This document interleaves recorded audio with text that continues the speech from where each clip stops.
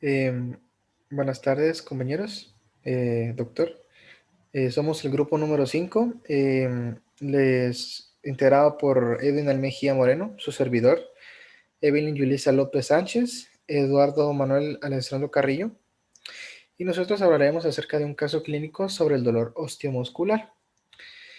Vamos a empezar, pues, hablando de la historia clínica. Pues, si nos percatamos, aquí se encuentra el nombre del paciente, la edad, el sexo, el estado civil, la ocupación, de dónde es originaria, de dónde es residente, la etnia y la religión que tiene. Entonces, el motivo de consulta de la paciente pues, fue porque tenía un dolor de espalda baja desde hace 6 meses de evolución. Al interrogarse, al interrogar a ella, pues refiere que aproximadamente 6 meses se desarrolló un dolor lumbar que empeoró con el tiempo y que no pudo aliviarse con ibuprofeno a una dosis de 800 miligramos cada 6 horas. Y aproximadamente 6 semanas antes de la consulta se desarrolló un dolor severo que irradió desde la pierna izquierda hasta la espalda baja. Eh, Fue atendida por su médico de atención primaria y le recetaron acetaminofén y eh, hidrocodona durante 2 semanas, pero su condición no tuvo mejoría. Y aproximadamente un mes antes de su ingreso, fue atendida en un servicio de emergencias de otro hospital y le recetaron prednisona durante 4 días. Durante esos 4 días, pues tuvo una mejoría transitoria, pero después regresó con su médico de atención primaria porque el dolor empeoró. Entonces, en la revisión por sistemas, pues encontramos que la piel y faneras, pues no encontramos algo en específico. En los neurológicos encontramos que la paciente refiere que sufría de migrañas dentro del tiempo de su dolor. En el auditivo no encontramos nada, en el oral tampoco, respiratorio tampoco, cardiovascular tampoco. En gastrointestinal sí encontramos algo, que era que por los medicamentos, ella refería que por los medicamentos le producían estreñimiento cuando los tomaba. Genitourinario tampoco encontramos nada, locomotor tampoco encontramos nada, endocrinólogo tampoco encontramos nada, y de coagulación pues tampoco encontramos nada.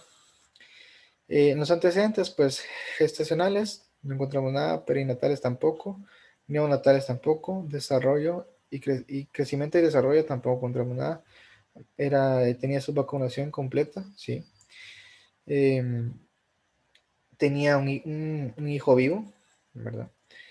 En los antecedentes patológicos, antecedentes médicos, em, sí sufría o sea, fue de un antecedentes médicos, pues se le hizo unos estudios dentro cuando fue la última vez a emergencias, que fue hace un mes antes de su ingreso. Antecedentes quirúrgicos, pues no tuvo ningún antecedentes. Antecedentes alérgicos, sí tuvo uno que pues era alérgica a la penicilina. También hasta antecedentes traumáticos, pues ella sufrió de un accidente automovilístico.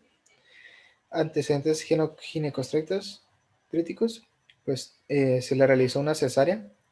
Antecedentes familiares por parte de su familia, sufrían hipotensión y hipercolesterolemia.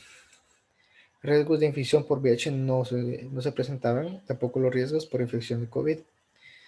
Dentro de su perfil social, pues la familia estaba integrada por su hijo y su novio en su situación actual. Su ingreso pues no lo especificaba, tampoco el número de habitaciones donde habitaba. Sí nos menciona que tenía su casa propia, no alquilaba, pues tampoco era de sus familiares, que sí brindaba o que sí tenía los servicios básicos en su casa y sí tenía una mascota, un perro. Entonces, dentro del examen físico, pues se encontró que su presión arterial era de 142/84 milímetros de mercurio. Su frecuencia cardíaca era de 60/100 por minuto. Su pulso era de 105 por minuto. Su frecuencia respiratoria era de 12 12 a 18 por minuto. Su temperatura corporal era 37 grados. Su conciencia era consciente, orientado a un espacio personal. Funciones mentales superiores estaban conservadas. Su oximetría de pulso tenía un 96%. Su peso pesaba 135 libras. Su altura era de 1,67 metros. La circunferencia abdominal era de 80 centímetros. Entonces, en el examen físico se encontró que la fuerza tenía una fuerza de 4 a 5 de la abducción de la cadera izquierda. También se le encontró en las extremidades que una limitación al caminar con los dedos de los pies y los talones, debido al dolor que sufría. También decía que se encontró que en el examen físico había un dolor mínimo al realizar la maniobra de Faber. También en la parte neurológica se encontró que había una sensibilidad a la palpación del ilion izquierdo y la columna lumbar. Entonces, hablando del caso clínico, pues el paciente pues fue, con todo esto, fue ingresado al hospital y se le realizó una biopsia de la lesión en la región vertebral de la columna lumbar. Y el examen pues reveló un tumor óseo de las células gigantes. Y el paciente pues fue referido a la consulta de oncología ortopédica del hospital. Y pues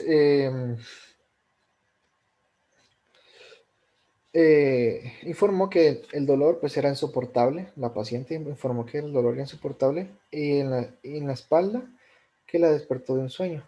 O sea, durmiendo pues se midió el ciclo de sueño de la paciente, pues, pero dentro de ese tiempo pues sufrió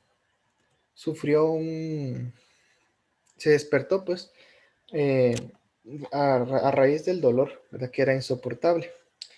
Entonces, em, también pues tenía estreñimiento, pues le dijo a los doctores de oncología por a base de los analgésicos que le daban, ¿verdad? También pues cuando se le realizó el examen físico, pues descubrieron que el ilion izquierdo de la columna lumbar pues estaban sensibles, como se le había referido en el examen físico, en el primer examen físico que se le habían hecho. También pues al hacerle más estudios, lo mandaron al área de radiología, ¿verdad? Entonces pues les tomaron una radiografía de la columna lumbo sacral que mostraba una lesión lítica que afectaba la L5. También pues hubo una destrucción del pedículo izquierdo y porciones centrales del cuerpo vertebral. Entonces, al ver eso, pues el doctor la refirió a que se tomara una tomografía y una resonancia de la columna lumbar, revelando así una afección de la lámina y una masa paraespinal hipervascular muy grande. Entonces, a base de la resonancia y la tomografía tomada, pues se observó que la masa se había extendido y llenó el canal espinal. Al día siguiente, pues se tomó una nueva tomografía de tórax y reveló un nódulo indeterminado pues, de 3 milímetros de diámetro en el lóbulo superior izquierdo, pero por lo demás pues estaba normal. También se le realizó una gamografía ósea con radionucleidos, mostrando así una alta captación entre la L5 y en la primera vértebra sacra. Entonces, pues tomando todos estos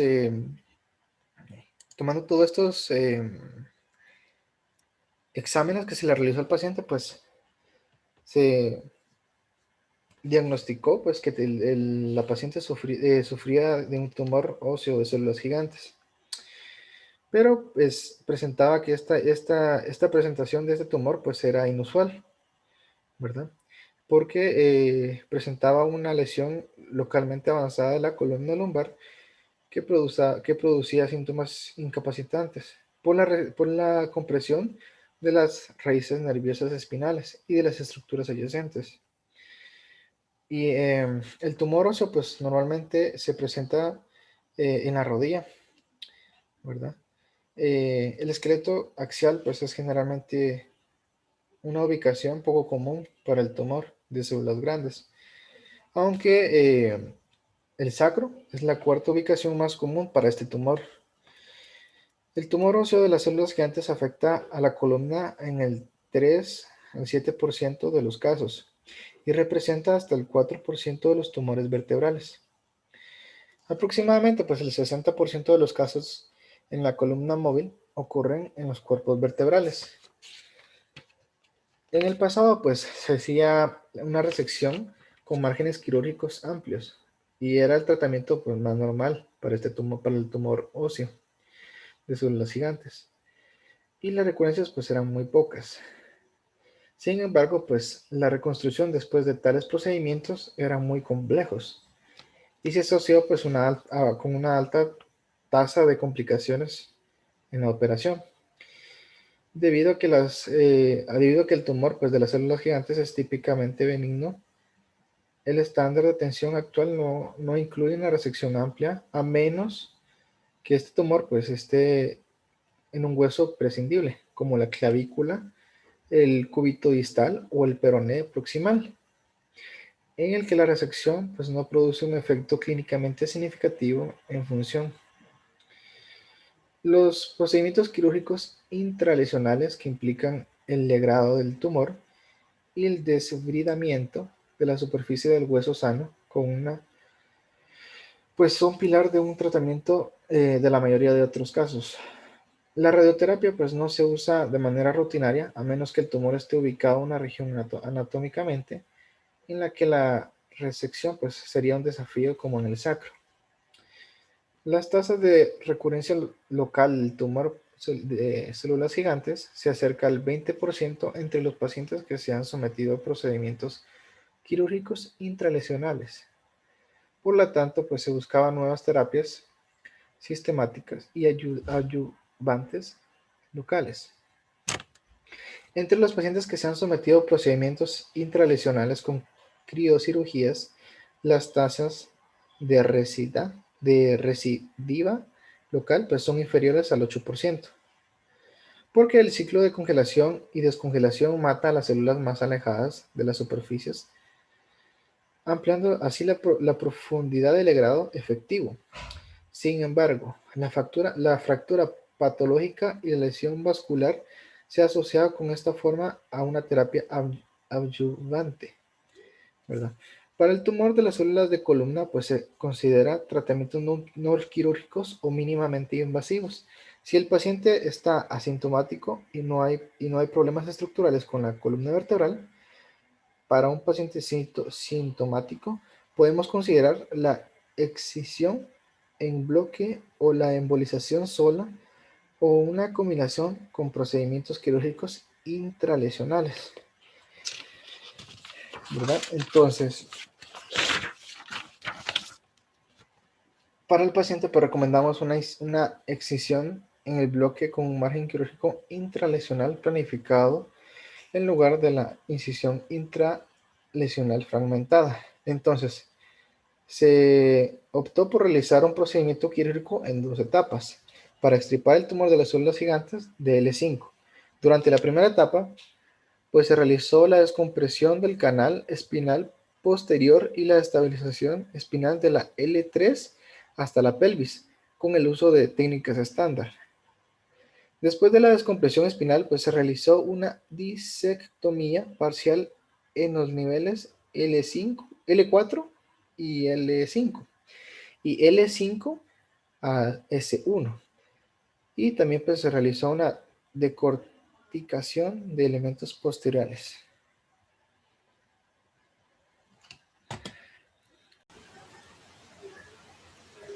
Bueno, yo voy a seguir hablando acerca del manejo radiológico, ya que a la paciente se le realizó una embolización del tumor 6 días después de la etapa de la operación, ya que la embolización del tumor se ascendió hasta la arteria femoral común derecha y se inyectaron segmentos medios de la arteria sacra. Una rama dirigida mediante de la arteria segmentaria L4 derecha a una arteria lumbar derecha y una arteria segmentaria L4 izquierda a través de un microcatéter. ¿Puede seguir la siguiente diapositiva, por favor?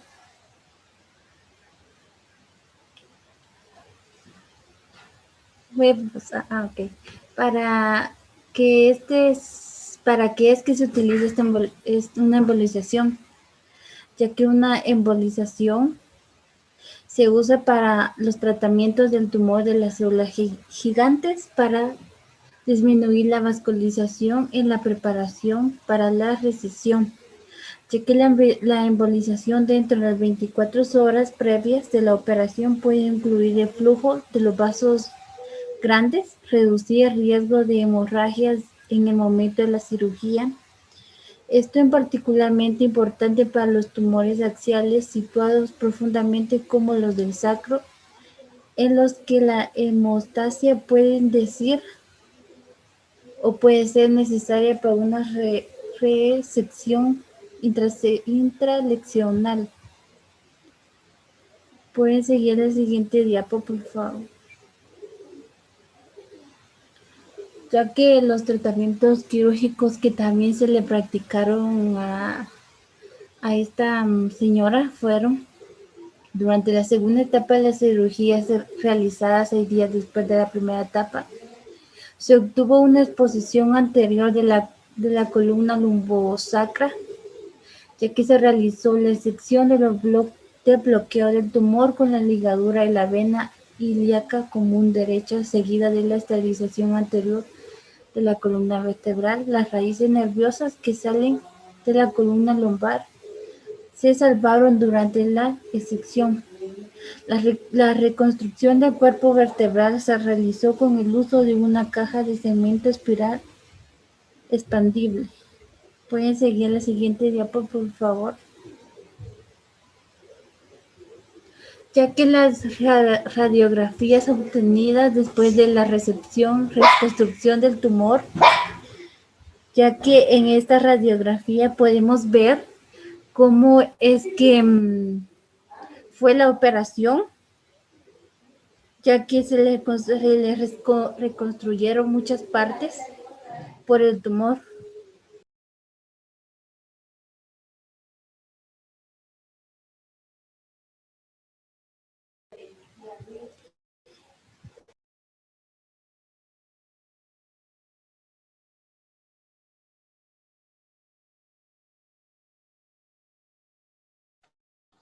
Voy a seguir hablando porque me tocaba, disculpe. Yo les voy a hablar. Ya que el tumor óseo de las células gigantes es una neoplasia benigna, pero localmente agresiva de las células mononucleares mesenquimales, que se cree que tiene un fenotipo similar a los osteoblastos. Los tumores óseos se clasifican en latentes y activos o agresivos, ya que el tumor óseo de las células gigantes se encuentra entre los tumores metastalizantes. Estos son benignos y raros. Ya terminé de exponer. Sigue mi siguiente compañero.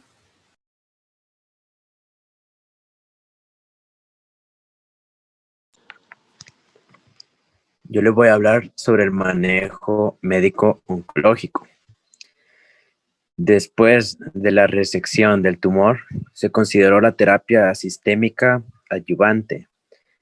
La evidencia de la inclusión de la quimioterapia en el tratamiento del tumor óseo de células gigantes es escasa y se limita a anécdotas, informes de casos y series de casos. Entonces, aquí este paciente recibió terapia con ácido zoledrónico a una dosis de 3 veces al mes, comenzando un mes después de finalizar la segunda etapa de la cirugía. Esto es para tratar tumores óseos benignos y se usaron lisofosfatos que no son susceptibles de reacción quirúrgica. Pero al igual que con la quimioterapia, la evidencia para el uso de la terapia con bisfosfonatos también se limita a informes de casos y pequeños estudios retrospectivos. También se realizaron tomografías computarizadas de seguimiento, que estas mostraron progresión de la enfermedad. Una masa de tejido blando paraespinoso había aumentado y los nódulos pulmonares habían aumentado, desarrollado o también habían crecido bastante. La masa peritoneal se asoció con hemorragia gastrointestinal clínicamente significativa. Por tanto, también se le realizó cirugía urgente con colectomía subtotal, gastrectomía parcial y resección parcial del yeyuno. Y también se realizó una muestra de resección del colon izquierdo, que esta reveló un tumor hemorrágico centrado en la pared intestinal. Entonces, el examen histológico reveló células gigantes tipo osteoclasto y células fusiformes blandas. ¿Puede pasar a la siguiente, porfa? El manejo radiológico oncológico. Tradicionalmente, los tumores de células gigantes se han considerado radioresistentes porque generalmente hay una falta de respuesta obvia después de la radioterapia. Entonces, con esto quiere decir que es más difícil lograr un control en el esqueleto axial que en las extremidades después del tratamiento quirúrgico, por lo que hay que darle una dosis adecuada de radioterapia. Esto podría ser una buena opción para una terapia de rescate. Y la preocupación acerca de la radioterapia. La preocupación es la transformación maligna de un tumor benigno. Sin embargo, la mayoría de los informes de transformación maligna se basan en datos que se obtuvieron antes del uso de radioterapia de megavoltaje. Entonces, aquí se dice de que hay una serie de 21 pacientes con tumores de células gigantes del sacro que recibieron radioterapia de ortovoltaje y se produjo la transformación en un sarcoma de alto grado.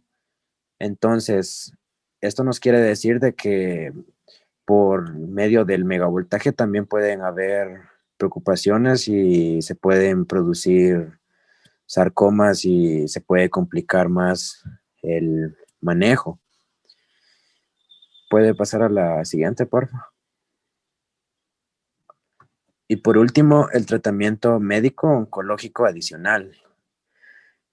Un mes después de completar la radioterapia, se encontró que el paciente tenía una obstrucción ureteral izquierda que requirió la colocación de un stent ureteral. Y la tomografía computarizada de seguimiento, realizada 5 meses después de la finalización de la radioterapia, reveló una disminución en el tamaño de la masa y una reducción en el tamaño de la metástasis duodenal de más de 80%. Entonces, con esto, la paciente tenía múltiples infecciones del tracto urinario. Estas requirieron reemplazar los stents uretrales durante un periodo de 3 años, hasta que se optó por una nefrectomía electiva y se sometió a procedimientos sin complicaciones en el momento de aproximadamente 6 años después de que la paciente se inscribió en el estudio, en la que ella permanece y continúa recibiendo cada 4 semanas tratamientos para tratar estas infecciones. Y ella permanece en progresión y recaída de tumor celular del hueso. Y solamente, gracias.